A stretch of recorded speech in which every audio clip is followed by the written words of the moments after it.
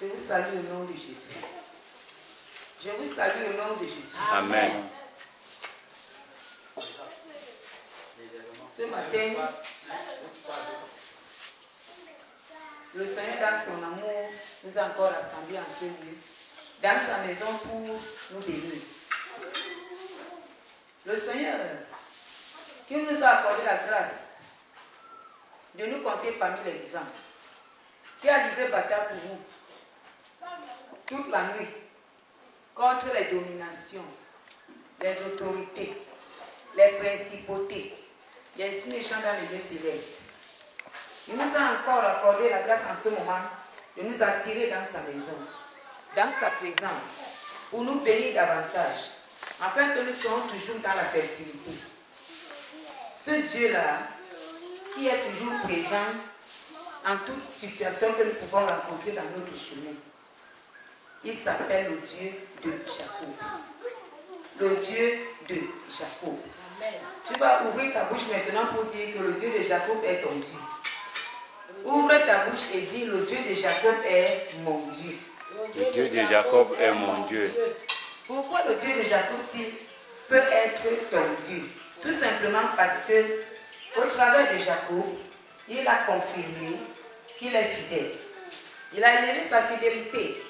Comme il a commencé par Abraham, il a continué par Isaac, il a achevé par Jacob dans le règne des patriarches. Ce matin, le Dieu de Jacob va te bénir encore davantage. Et sa bénédiction est éternelle. Amen. Tu ouvres ta Bible dans Genèse, chapitre 28, verset 10, à partir du verset 10. Le titre de mon message, c'est la vision. Le titre de mon message, c'est la vision. Pourquoi, en ce matin, le Dieu de Jacob te parle de la vision?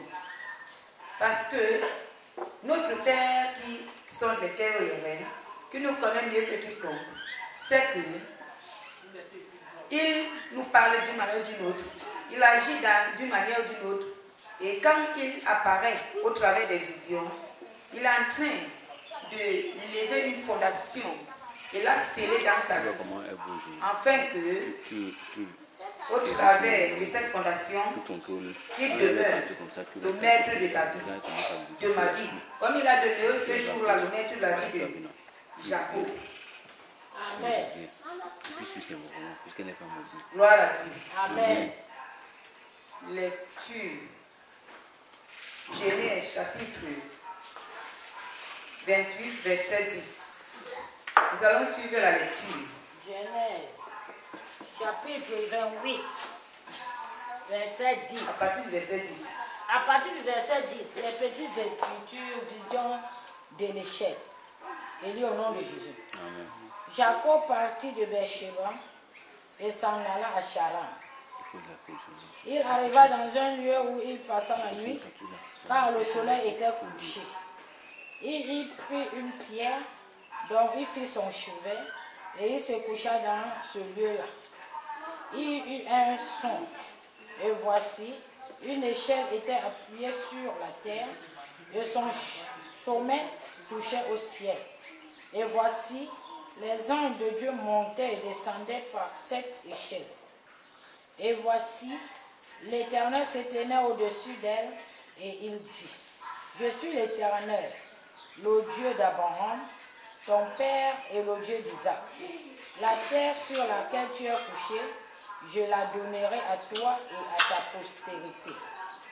Ta postérité sera comme la poussière de la terre. Tu t'étendras à l'Occident et à l'Orient, au septentrion et au midi. Et toutes les familles de la terre seront bénies en toi et en ta postérité. Voici, je suis avec toi, je te garderai partout où tu iras. Et je te ramènerai dans ce pays, car je ne t'abandonnerai point, que je n'ai exécuté ce que je t'ai dit.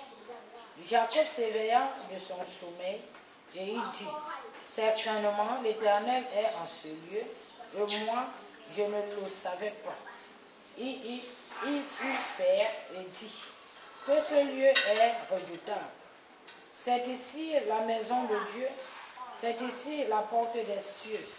Et Jacob s'éleva de bon matin, il prit la pierre dont il avait fait son chevet, il la dressa pour monument, et il versa de l'huile sur son sommet.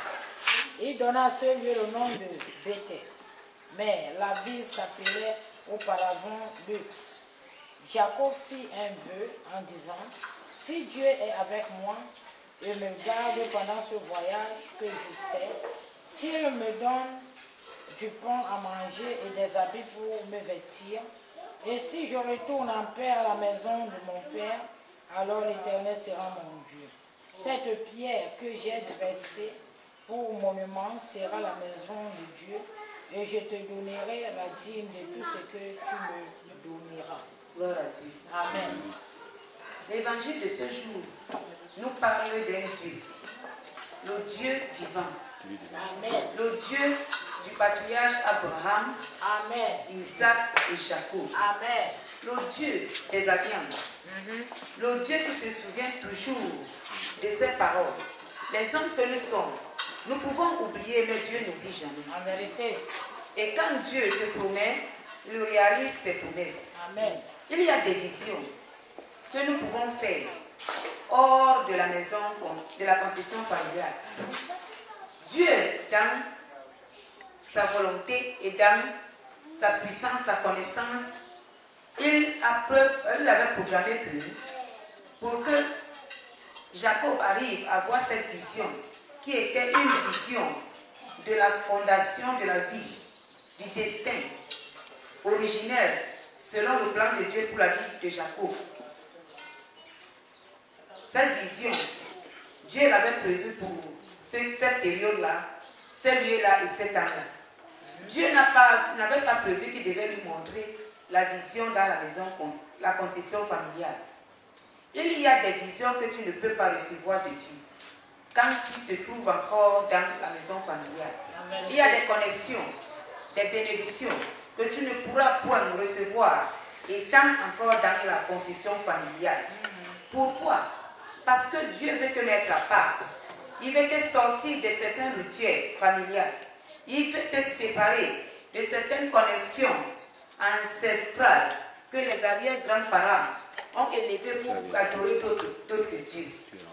Ici, ce n'était particulièrement pas le cas de Jacob, puisque au départ, Abraham, le patriarche Abraham, le père du père d'Isaac, le grand-père de Jacob, n'était pas un idolâtre après sa conversion.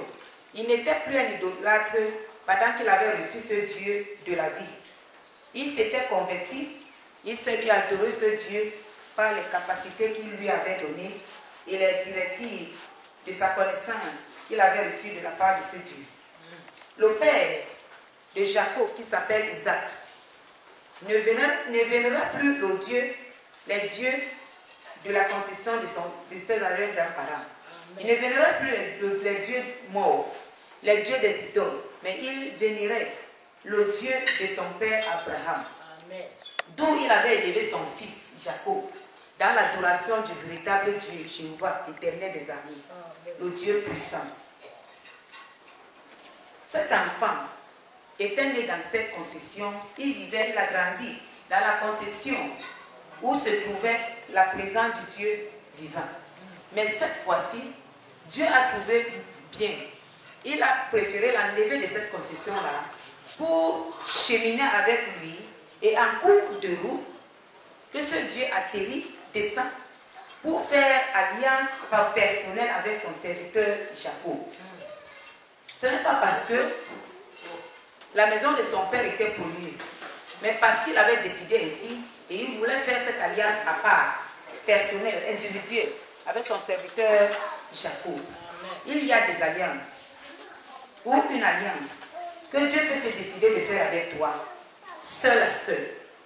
Il choisira le lieu où il a prévu faire cette alliance, il choisit le temps, les périodes, et il choisit l'état de ton être par rapport à lui.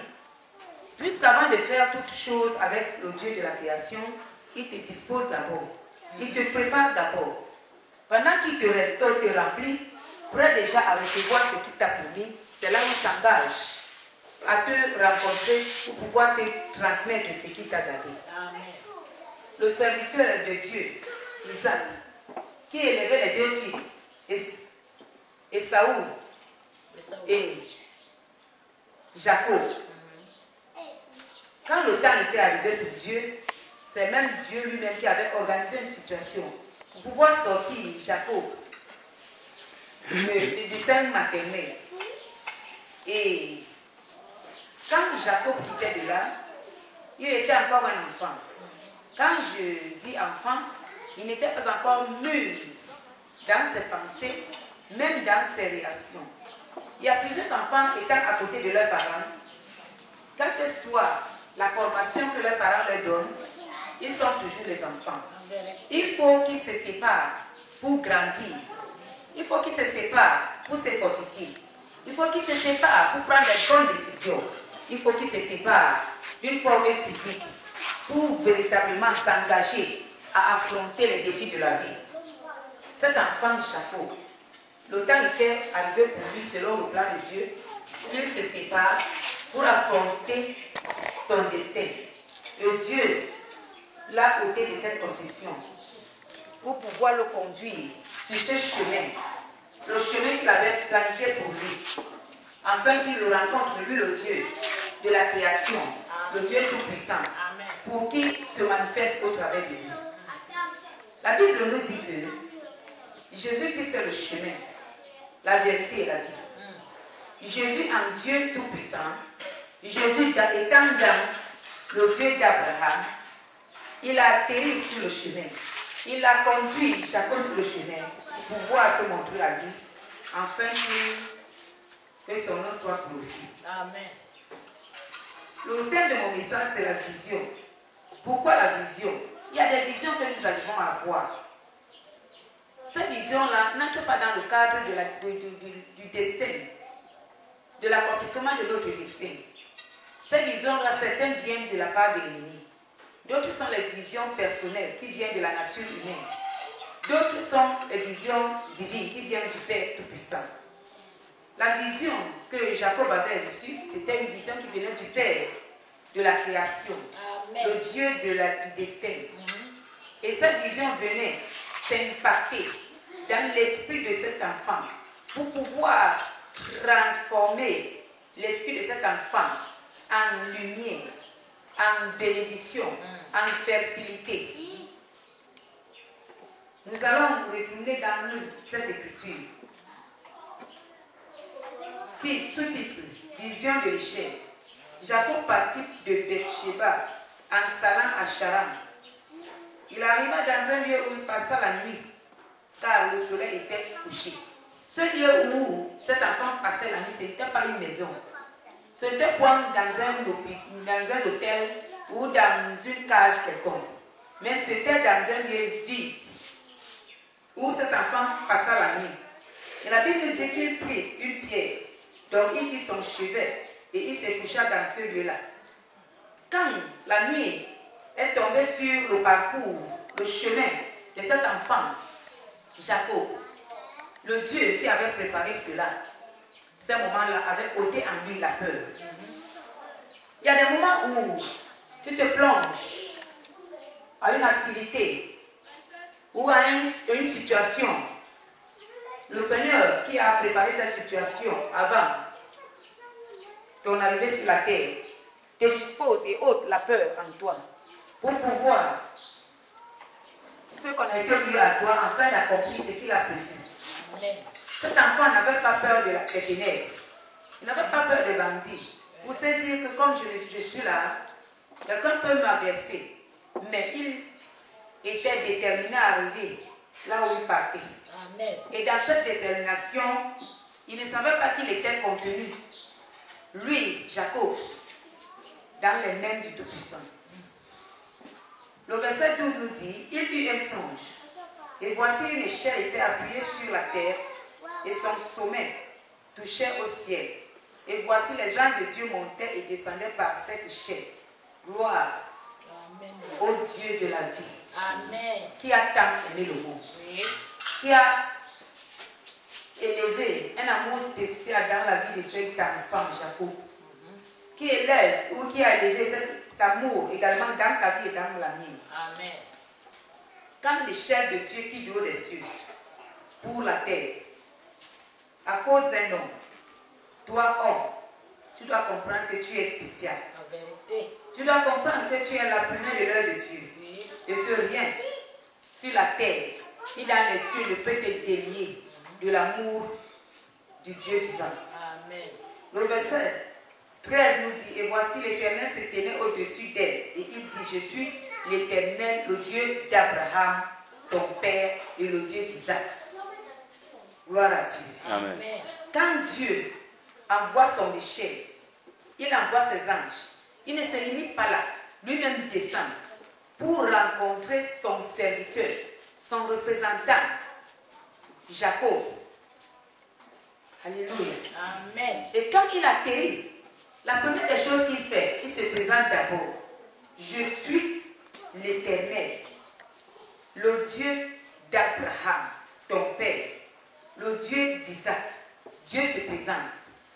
Dieu veut nous enseigner que la présentation est une bonne chose. Alléluia. Quand tu arrives quelque part, tu dois d'abord te présenter, afin qu'au travers de cette présentation, les personnes que tu vas te rendre visite, qu'ils soient au courant de qui s'est présenté au devant d'eux. Amen. La suite nous dit, la terre sur laquelle tu es couché, je la donnerai à toi et à ta postérité. Directement, après la présentation du Dieu vivant, il connecte à Jacob la bénédiction qu'il avait donnée à son père Abraham, qu'il a transférée à Isaac, et il la reconnaît avec Jacob. La terre sur laquelle tu es couché, je la donnerai à toi et à ta prospérité. Pourquoi il la connecte à Jacob? Quand il avait rencontré Abraham, dans la marche avec Abraham, il avait béni. Il a dit à Abraham, je te bénirai, je te multiplierai. Ta prospérité sera ma postérité. Et ta semence vivra dans une terre bénie. Et le temps de Dieu n'était pas encore arrivé pour qu'il accorde cette grâce d'une façon visible à Abraham. Abraham n'avait pas vécu la grâce de vivre cette terre. Mais Dieu a élevé son nom au travers de son serviteur, son fils, le fils d'Abraham, qui est le fils d'Isaac, qu'on appelle Jacob. Il lui a connecté à cette bénédiction. Le verset 14 nous dit, ta postérité sera comme la poussière de la terre, tu t'étendras à l'Occident et à l'Orient, au septentrion et au midi. Et toutes les familles de la terre seront bénies en toi et en ta prospérité. C'est la même bénédiction que Dieu avait donnée à Abraham. Amen. Il a élevé cette fondation de bénédiction dans le destin d'Abraham. Et Jacob était dans les entrailles d'Abraham. Il a reçu cette bénédiction. Il fallait que quand il vient dans ce monde, dans cette terre, que le Dieu de la création, le créateur de cette terre-là, lui reconnecte à cette bénédiction, parce que Dieu est le Dieu qui recherche les relations personnelles avec tout un chacun de nous. Amen. Il les recherche pourquoi? Parce que le salut est personnel. Amen. Et parce qu'à chacun de nous, il manifeste un amour spécial, amen, un amour particulier. Dieu est libre d'aimer qui il veut à la dimension qu'il a prévue. Amen. Il ramène l'amour qu'il a élevé à Abraham et le repositionne encore en Jacob, en passant par Isaac, pour confirmer sa fidélité. Quand il sort sa parole, elle s'accomplit toujours. Amen. Voici, je suis avec toi, je te garderai partout où tu iras. Et je te ramènerai dans ce pays, car je ne t'abandonnerai point, car je n'ai exécuté ce que je t'ai dit. Nous devons comprendre que Dieu n'abandonne personne. Il y a des moments où nous arrivons à abandonner le Créateur, notre Père. Et nous l'abandonnons, mais lui ne nous abandonne jamais. Même quand nous sommes dans nos péchés, dans nos situations, Dieu est toujours avec nous. Il garde sa fidélité. Quand il se souvient toujours de sa parole, de ses promesses, il vient, il atterrit dans nos vies, même quand nous ne l'appelons pas. Cela ne veut pas dire que nous ne devons pas l'appeler. Nous devons l'appeler constamment. Même quand nous ne sommes pas dans les situations, parce qu'il est notre Père. Et nous l'aimons comme il nous a tant aimés. Mais Dieu est le Dieu de la fidélité. Amen. Jacob s'éveilla de son sommeil et il dit certainement, l'Éternel est en ce lieu et moi je ne le savais pas. Réellement, il ne savait pas que Dieu était en ce lieu. Il y a des choses que tu ne sais pas encore, que Dieu veut te les révéler au travers des visions grandioses qu'il a préparées pour toi. Il les a préparées pour te les donner quand tu ne seras plus sous la maternité paternelle ou maternelle.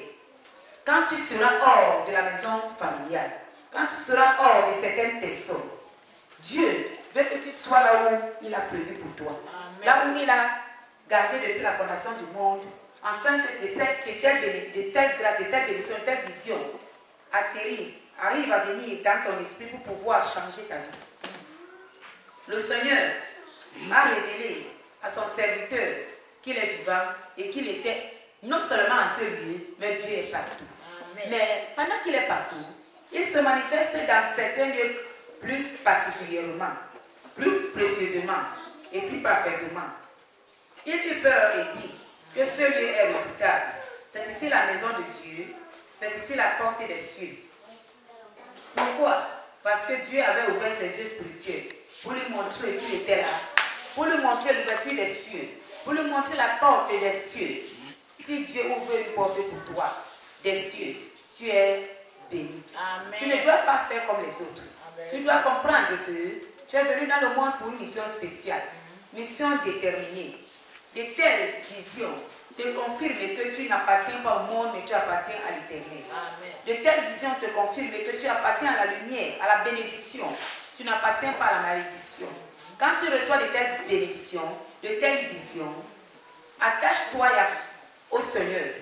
Si tu n'as pas la capacité de mieux comprendre de ce que tu as vécu comme vision, demande au Saint-Esprit de Dieu par les prières de te guider chez les personnes que Dieu a disposées pour la personne qu'il a prévue pour toi, afin que l'Esprit de Dieu guide tes pas pour rencontrer cette personne, afin qu'au travers de cette personne, tu reçois l'explication de la vision que tu as reçue. Il y a des gens aujourd'hui qui ont des songes, des visions, n'arrivent pas à connaître l'explication. Ils gardent ces visions en croyant qu'en les gardant, ils pouvaient arriver à dépiécer le contenu des visions. Mais il y a certaines visions que tu ne pourras point expliquer, comprendre, si ce n'est les gens que tu as préparés, disposés pour te donner l'explication. Nous savons l'histoire d'un roi dans la Bible qui avait eu un songe. Il ne pouvait pas expliquer le songe parce qu'il n'était pas à mesure de l'expliquer, il n'avait pas le don de discernement. La Bible nous a parlé d'un certain Joseph qui est de la lignée abrahamique, que Dieu s'est servi de lui pour expliquer le songe au roi d'Égypte, Pharaon. Il y a des hommes comme Joseph sur la terre encore des vivants. Présentement, il se trouve encore, ces hommes-là. Tu peux te rapprocher d'eux par l'orientation de Dieu, afin que Dieu te donne la lumière de cette révélation. Parce que tout ce que tu ignores, tu peux négliger. Mais à partir du moment où tu as déjà les connaissances de certaines choses, au travers de ces connaissances, tu peux être animé. Tu peux avoir le courage et la force de t'y mettre, de t'abandonner, de te consacrer radicalement à Dieu. Une vision peut changer ta vie. Une vision peut te conduire à recevoir Jésus, à accepter Christ et à entrer dans le royaume de Dieu. Une vision comme celle-ci peut te changer. Il peut briser tes caractères. Une vision comme celle-ci peut ôter en toi la colère, peut ôter en toi les doutes. Une vision comme celle-ci peut enlever en toi la méchanceté. Une vision comme celle-ci peut te guérir des maladies, même incurables. Pourquoi pas? Une vision comme celle-ci peut t'introduire dans le règne de ceux-là ou celles-là qui sont déjà devenus fertiles. Parce que c'est une grande fertilité qui se trouve dans cette vision. Là où se trouve Dieu, se trouve la multiplication, le réveil, la vie. Amen. Une vision comme celle-ci peut te redresser sur le chemin de Dieu dans la vie, dans ce monde. Une vision comme celle-ci peut ouvrir ton entendement, délier ta langue, tes oreilles. Pourquoi? Parce que cette vision ne vient pas des hommes, ni du monde des ténèbres, mais vient du Dieu de la création, le Dieu tout-puissant, qui est capable de transformer les changeables au changeable, qui rend l'impossible possible. Une vision comme celle-ci, c'est une présence spéciale d'un Dieu miraculeux dans ta vie. Et quand le Dieu miraculeux atterrit dans ta vie, il y a des choses qui se passent. Il y a des miracles qui s'accomplissent. Quand tu vas continuer la lecture de l'histoire de notre grand-père, patriarche Jacob, tu comprendras que cette vision a parcouru son accomplissement dans la vie de Jacob, à la suite de sa vie. Tout simplement parce que Jacob avait compris, avait reçu la révélation de ce qu'il ne comprenait pas. Il a compris qu'il y a un Dieu vivant. Il a compris que sa vie n'était pas une vie morte, mais une vie vivante. Il a compris que sa vie était une vie spéciale, une vie qui devait apporter dans le monde une lumière spéciale pour délier les prisonniers dans la prison, pour détacher les âmes en servitude. Il a compris que cette vision était une vision qui pouvait apporter la guérison aux malades. Amen. Au travers de la foi, de la confiance, de la grandeur, de la gloire qui se trouve dans cette vision présente du Dieu vivant. Amen. Il y a les visions qui arrivent dans ta vie pour pouvoir confirmer la présence de Dieu dans ta vie. Amen. Confirmer la puissance de Dieu dans ta vie. Amen. Cette vision n'était pas venue en vain ni au hasard. Dieu ne fait rien au hasard. Tout ce que Dieu fait, il fait cela pour la gloire de son Seigneur, pour le bien des hommes. Alléluia. Dieu nous attend de nous. Nous devons comprendre que cet amour est plus que toute autre chose. En vérité, Jacob a reçu une vision. Le verset 18 nous dit: et Jacob se leva de bon matin et il prit la pierre dont il avait fait son chevet et la dressa pour monument et il versa de l'huile sur son sommet. Jacob n'est pas resté aride. Quand il a vu la vision, il fallait qu'il fasse quelque chose. Il fallait qu'il élève l'autel à Dieu, à son niveau de force, de puissance, de spiritualité. Il a pris cette pierre, inspirée par l'Esprit de Dieu, connecté par la présence de Dieu au travers de cette vision. Il a versé l'huile sur la pierre. Il a oint la pierre de cette huile-là. La pierre n'était plus une pierre simple, mais est devenue l'autel de Dieu vivant. Cet autel est un autel qui a été élevé par un enfant qui a compris qu'il a un père quelque part qu'il ne connaissait pas encore. Un enfant qui a compris que sa vie ne dépend pas de lui, mais dépend d'un père d'amour, un père de fidélité et un père de puissance. Amen. Un enfant qui a compris qu'il est un enfant. Il a besoin d'un père pour pouvoir accomplir son destin sur la terre. Tu as eu des visions ou tu n'as pas encore eu de visions. Dieu te dit en ce moment, reste connecté à lui. Si tu étais connecté à lui avant, continue dans l'obéissance, dans la fidélité. Et Dieu fera ce qu'il a programmé pour toi. Amen. Parce qu'il y a des hommes dans le monde qui n'ont jamais de vision. Il y a des hommes dans le monde qui prient Dieu nuit et jour. J'ai besoin aussi de voir les visions. D'avoir les visions comme Jacob, comme Daniel, comme les autres.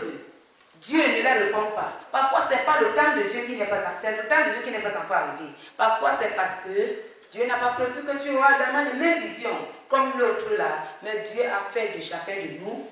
Il a préparé les bénédictions comme il a prévu pour chacun de nous au nom de Jésus. Amen. Nous devons comprendre que tu n'es pas Jacob, tu n'es pas Daniel, mais tu es ce que Dieu a prévu que tu sois. D'où, au lieu d'envier Jacob, reste fidèle à Dieu, obéissant, pratiquant la parole de Dieu. Et il fera de toi ce qu'il a prévu. Amen. Jacob n'était plus avec ses parents. Il était seul. Et Dieu lui a donné cette grâce-là. Je crois que si Jacob était encore avec ses parents, il allait négliger cette vision. Et il allait attendre que c'est son papa qui fasse. Il lève l'autel à sa place. Il y a des moments où il faut que les parents soient absents dans ta vie. En vérité. Pas parce qu'ils ne t'aiment pas, mais parce qu'il faut que tu poses des actions qui viennent de toi-même, afin que tu grandisses. Le thème de mon message, c'est vision. Jacob fit un vœu en disant: si Dieu est avec moi et me garde pendant ce voyage que je fais, il me donne du pain à manger et des habits pour vêtir. Et si je retourne en paix à la maison de mon père, alors l'Éternel sera mon Dieu. Amen. Gloire à Dieu. Amen. Jacob ne s'est pas arrêté là à lever l'autel à Dieu. Mais il a fait également un vœu à Dieu. Il y a des moments où Dieu attend de toi, homme, par amour, envers lui le Seigneur, de faire un vœu qui vient du fond de ton cœur. Pas un vœu parce que tu as besoin d'une bénédiction, mais un vœu parce que tu comprends que ce Dieu-là a un dépôt de ta vie. Ce Dieu-là est la fondation de ta vie. Ce Dieu-là est la principale personne avant toi et même après toi pour accomplir ton destin sur la terre. Jacob n'avait pas téléphoné son père ni sa mère pour faire un vœu à Dieu. Mais dans ses petites connaissances, il a fait un vœu à Dieu. Parce qu'il a compris que Dieu était son père. Amen. Aujourd'hui, il y a des moments où Dieu attend que nous agissons directement, sans demander à qui que ce soit les conseils. Pour agir ainsi, afin que tu agisses dans la vérité et sans l'erreur, il faut que tu sois connecté à Dieu. Il faut que tu sois soumis à Dieu. Il faut que tu reconnaisses que Dieu est ton Père. Que tu te représentes comme un enfant. Quand tu te représentes comme un enfant, le Dieu Père va te conduire à faire exactement ce qu'il attend de toi. Amen. Il est fidèle. Amen. Le verset 22 nous dit: cette pierre que j'ai dressée pour monument sera la maison de Dieu, et je te donnerai la dîme de tout ce que tu me demanderas. Amen. Gloire à Dieu. Cette pierre que j'ai dressée pour monument, alléluia, Amen. sera la maison de Dieu, et je te donnerai la dîme de tout ce que tu me diras. Tu me donneras. Amen. Non seulement il a élevé la pierre, il a élevé l'autel à Dieu, il a pris la pierre, il a oint de lui, mais il transforme, il donne la valeur à cette pierre-là. Non seulement la pierre reste une pierre sanctifiée, oint, mais la pierre devient un monument selon le cœur de cet enfant envers son père. Une maison de Dieu. Gloire à Dieu. Amen. Cet enfant a élevé une maison, non seulement de pierre à Dieu, mais à partir de son cœur. Pourquoi à partir de son cœur? Parce que la suite de l'histoire nous confirme que cet enfant est resté fidèle à Dieu jusqu'à la fin de ses jours. Amen. D'où tout ce que Dieu lui a dit, comme toi donné comme promesse, il l'avait accompli. Il s'appelle le Dieu de l'accomplissement de ses promesses. Amen. Dieu t'a promis beaucoup de choses. Tu connais ce que Dieu t'a promis. Au travers des hommes, Dieu t'a promis. En direct par toi-même, avec toi-même, Dieu t'a promis. Mais tu restes dans les doutes présentement, parce que le temps est passé. Tu es resté dans les doutes. Tu as douté de ce Dieu. Tu t'es dit que comme le temps est passé, peut-être c'était toi qui parlais à l'intérieur de toi. Peut-être c'est les hommes qui t'ont trompé. Mais Dieu te dit en ce moment qu'il est le Dieu de l'accomplissement de sa parole. Amen. Quand il dit un mot, cela s'accomplit. Amen. Ton problème, c'est de rester fidèle à Dieu. Amen. Reste dans la sainteté, Amen. la pureté, les prières, Amen. recherchant jour par jour, minute par minute, la volonté parfaite de l'œuvre de Dieu pour accomplir ton dessein sur la terre. Amen. Quel que soit le temps qui passe, Dieu accomplira sa prophétie certainement. Amen. Il l'accomplira. Amen. Il l'accomplira. Amen. Parce qu'il a toujours fait ce plaisir. Cet évangile est venu pour te redonner les forces, Amen. le courage de continuer avec ton Père, le Dieu de la parole, Amen. de continuer à t'étendre dans l'amour qu'il a sémé à l'intérieur de toi envers lui, Amen. afin que tu ne te détournes ni à gauche ni à droite, mais que tu restes serein sur le chemin de la vérité qui produit la vie, afin que tu reçois tout ce que Dieu t'a prévu, t'a programmé, t'a donné au travers de ses paroles par le futur au nom de Jésus. Amen. Quand Dieu te dit qu'il t'a déjà donné, qu'il te promet, il t'a déjà donné cela par la foi. Et là, tout simplement à la foi et tout sera accompli au nom puissant. Amen. Que Dieu vous bénisse. Amen. Amen. Amen. Je vais prier maintenant pour ce peuple, pour tous qui sont là présents et ceux qui sont absents. Amen. Je prierai également pour ceux qui m'écoutent en ce moment et qui me regardent, qui sont assis devant leur écran, pour que les doutes et la faiblesse qui les animaient déjà par rapport au temps qui ne fait que passer par rapport à la promesse que Dieu les a faite. Que cette prière-là les réconfort au nom de Jésus. Amen. Les fortifie davantage. Amen. Dispose-toi et ferme les yeux, je vais prier. Père, au nom puissant de Jésus. Je continue à te bénir pour ta parole qui ne passe pas en vain, mais qui s'accomplit en son temps voulu. Nous voici devant de toi, Seigneur, les enfants que tu viens de parler, les confirmant que ta parole ne passe pas en vain. Renouvelle maintenant dans leur cœur, dans leur vie, dans leurs pensées, réactions, le courage, l'amour, la foi envers toi, l'espérance, afin qu'au travers de cet évangile, qu'ils reçoivent le feu de ta présence dans leur vie au nom de Jésus. Afin que le temps que tu as programmé accomplisse cette promesse, qu'elle demeure ferme sur ton chemin. Et pour que le jour venu, que cette promesse s'accomplisse afin que toute la gloire te revienne. Je te dis grandement merci, parce que ce que tu as fait hier, tu le fais aujourd'hui. Tu le feras éternellement, parce que tu ne changes pas. Reçois la gloire. Dieu d'Abraham, Dieu d'Isaac et Dieu de Jacob. Au nom puissant de Jésus, j'ai prié. Amen. Amen.